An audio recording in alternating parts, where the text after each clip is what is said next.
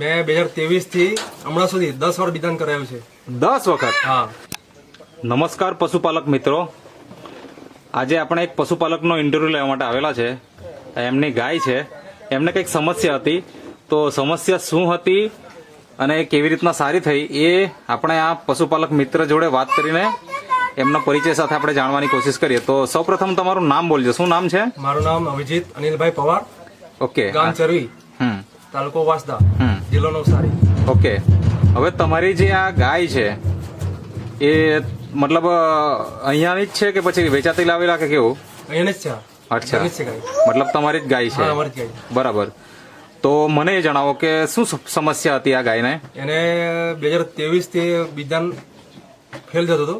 અચ્છા, મતલબ કયું વેતર હતું? પહેલા વેતરમાંથી. પહેલા વેતરમાં? હા. અચ્છા, એટલે આ પહેલું જ વેતર હતું પહેલી જ હતો. અને બીજદાન કરાવતા હતા હા.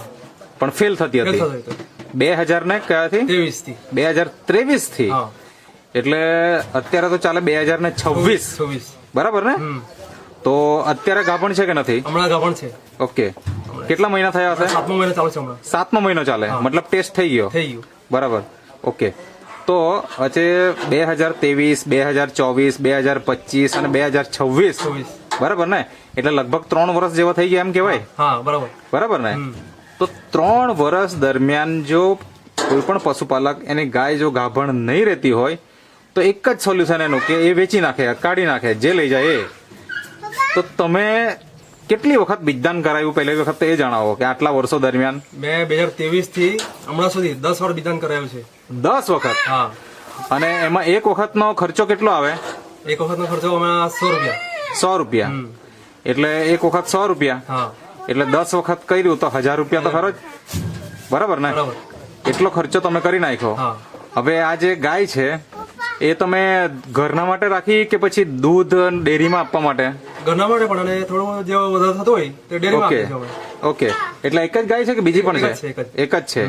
તો ઘરે પણ કામ લાગે હા. અને આપણે ડેરીમાં પણ બચત આપી શકીએ, એના માટે આપણે પશુપાલન કરીએ છીએ. હા.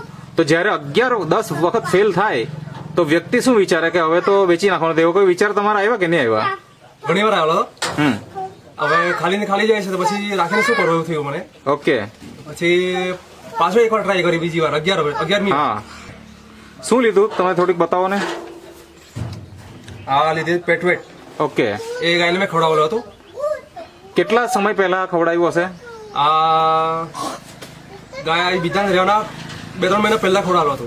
અચ્છા, એટલે અત્યારે 7 મહિના થઈ ગયા. હા, 7 મહિના થઈ ગયા. એટલે બીજા 3 એટલે 10 મહિના પહેલાની વાત હા, છે. હા, બરાબર ને? હા. તો 10 મહિના પહેલા તમે આ પેટવેટ